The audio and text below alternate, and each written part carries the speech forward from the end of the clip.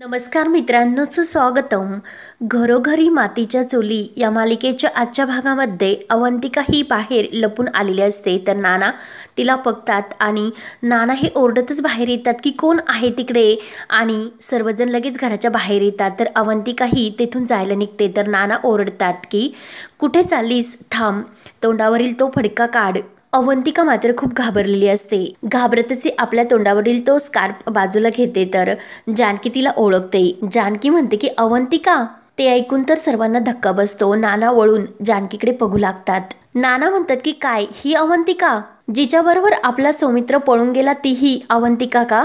ही इथे कशाला आली? काय काय ग, कशाला तू इकडे आलीस? तर अवंतिका खूप रडू लागते. नाना रागाने म्हणतात की आता कोणता घाव तुला घालायचा? तेव्हा अवंतिका रडतच हात जोडते. नाना प्लीज माझ्यावर रागवू नका, मी सौमित्राला शोधण्यासाठी इकडे आले. सौमित्राला कोणीतरी पळून नेले. नाना तो कुठे, काहीच मला माहिती नाही. तो सोडून मला इकडे आला असेल म्हणून या आशेने मी इकडे आला. म्हणून अवंतिका खूप रडत नानापुढे हात जोडते आणि जानकीला विचारते की जानकी वहिनी, तुम्हाला काही सौमित्रबद्दल माहिती आहे का? प्लीज सांगा ना. तर नाना जानकी समोर येतात. जानकी हे सर्व काय चालले असे रागानेच विचारतात. आणि सौमित्र सारखं तुम्ही सुद्धा हिच्या तालावर नाचायला लागलात का? या मुलीवर विश्वास ठेवून तुम्ही सयाजीच्या घरी गेला होतात आणि ते पण सौमित्राला शोधायला, आणि फुसकं कारण सांगून काय तर म्हणी धान्य द्यायचे. हे होणारे लग्न सुद्धा तुम्हाला मोडायचे असेल आणि गावाला तुम्हाला आग लावायची असेल तर लावा. मग या घराला सुद्धा तुम्ही आग लावा. आपण सर्वजण यामध्ये जळून जाऊयात. आणि त्या सयाजीला सुद्धा संशय आला असणार की तुम्ही धान्य नाही द्यायला तर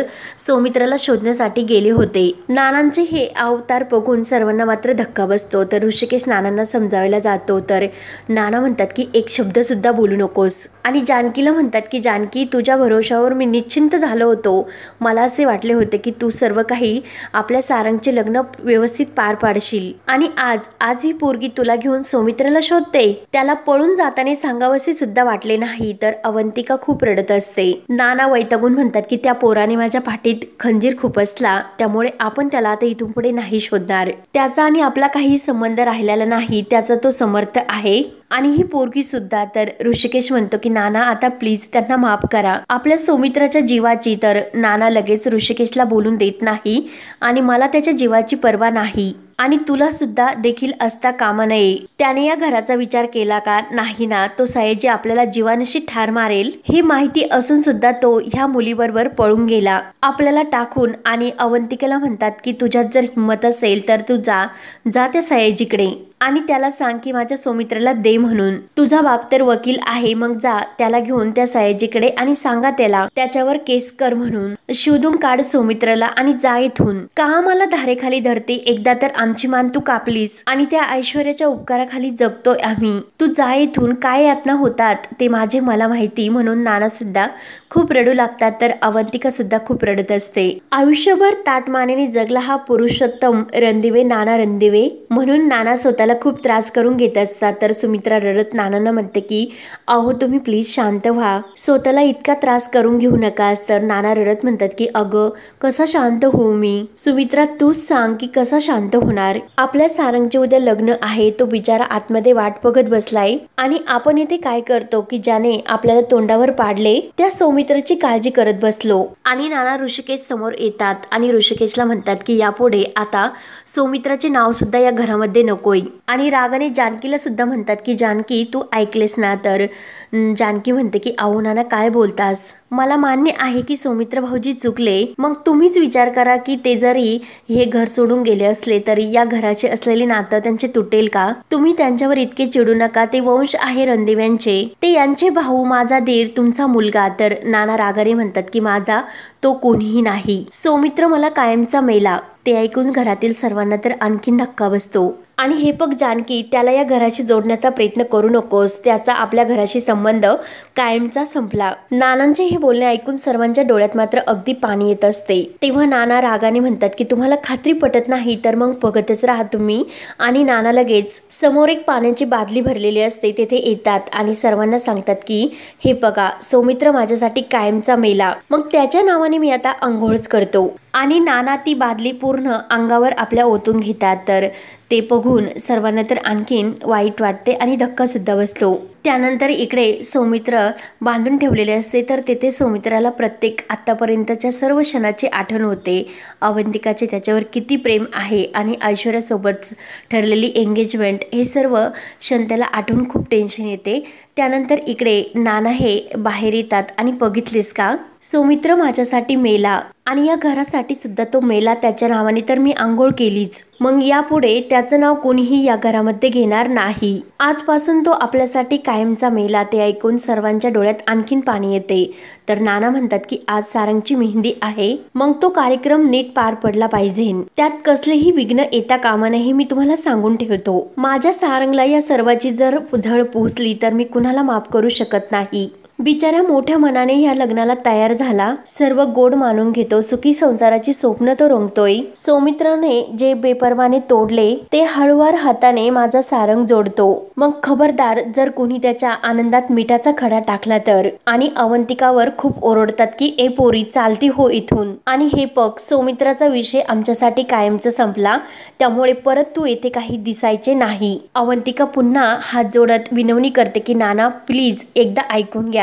नाना काही ऐकायला तयार नसतात आणि अवंतिकाला तेथून ते शेवटी जायला सांगतात। तेव्हा अवंतिका जानकीला वहिनी वहिनी करत असते, परंतु नाना तिला तेथून जायला सांगतात। अवंतिका रडतच तेथून निघून जाते। तर जानकी नानांसमोर येते आणि नाना लगेच हात पुढे करतात आणि जानकीला काही बोलून न देता नाना तावतावाने आतमध्ये निघून जातात। नानांचे रूप पाहून सर्वांना तर धक्काच बसतो, परंतु सुमित्रा मात्र खूप रडत असते। तर ऋषिकेश आईला समजावतो। तेव्हा सुमित्रा जानकी जवळ येते आणि जानकी, मला माहिती आहे ग, सौमित्राच्या जीवाचा धोका पत्करून तुम्ही सयाजीरावांना भेटायला गेला होतात। तेव्हा जानकी सुद्धा रडतच म्हणते की सॉरी आई। जानकी रडत म्हणते की आई नाना खूप दुखावले, ते शांत तर होतील ना।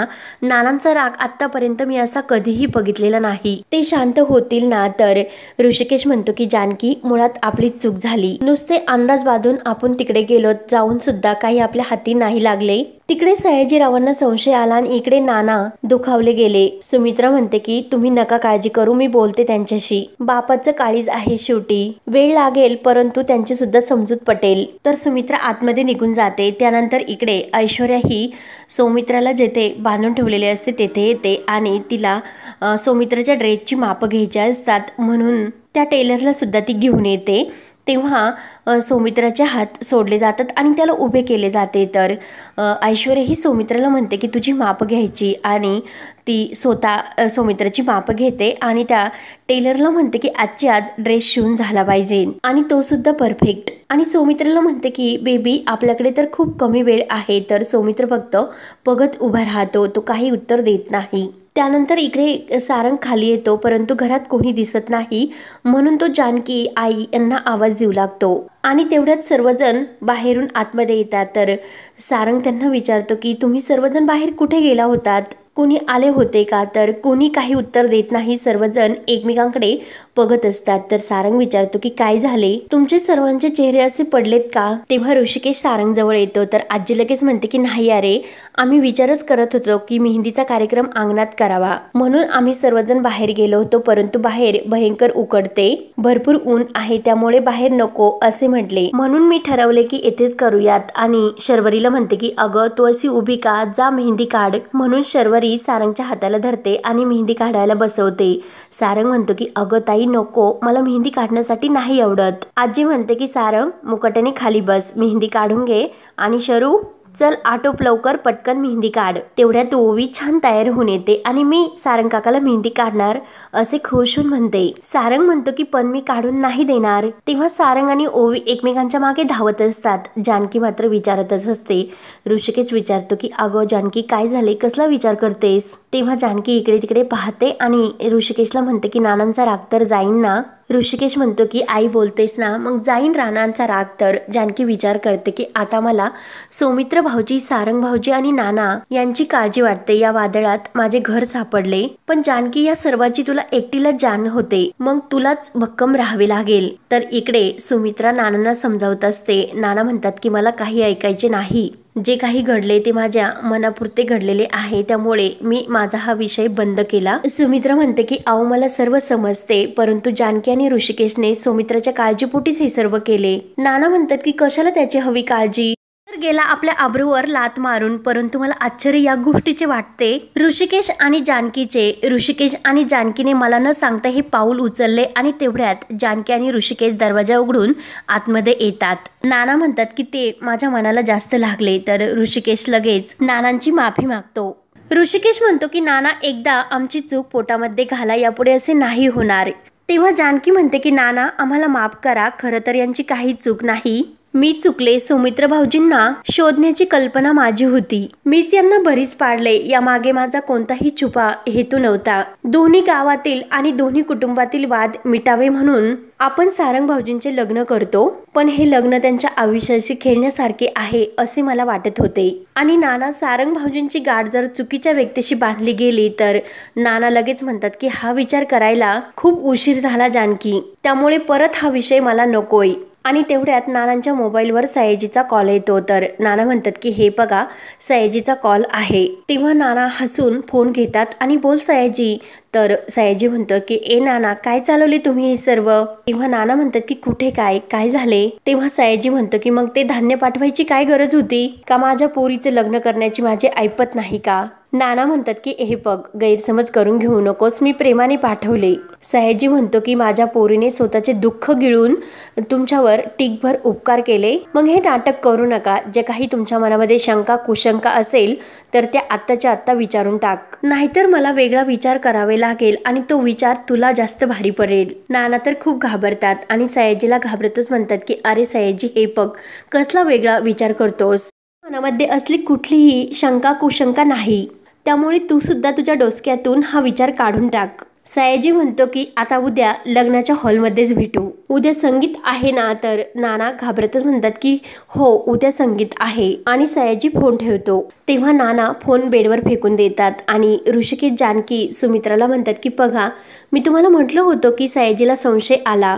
आणि तो असा आडाआडाने काहीतरी विचारत होता, त्यामुळे मी आता तुमच्या पुढे हात जोडून तुम्हाला विनंती करतो आता तरी या लग्नातून मागे हटण्याचा विचार मनातून काढून टाका. तेव्हा सर्वजण विचारात पडतात. तर हा भाग येथे संपतो. पुढील भागामध्ये सारंगच्या मेहंदीसाठी आपली कला आलेली असते आणि कला सारंगला म्हणत असते, सारंग दादा असे म्हणतात की जेवढी मेहंदी रंगते तेवढं बायकोचं प्रेम नवऱ्यावर जास्त असते. नैना, काजल ह्या सर्वजणी तेथे आलेल्या असतात आणि सर्वजण सारंगला चिडवतात.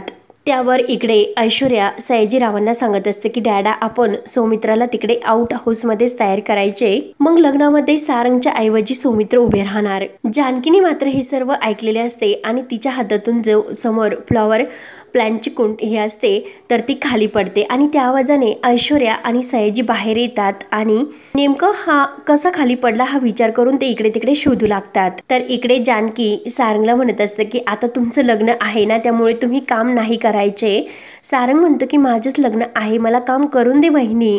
तर जानकी म्हणते की नाही, नवरदेवाचे फक्त लाड होतील. तेव्हा जानकी विचार करते की याचीच मला जास्त काळजी असते, कारण आपले सारंग भाऊजी खूप साधे आहेत. तेव्हा आता जानकी काय नवीन प्लॅन खेळणार हे पाहण्यासाठी आपल्या चॅनलला नक्की सबस्क्राईब करत राहा. धन्यवाद.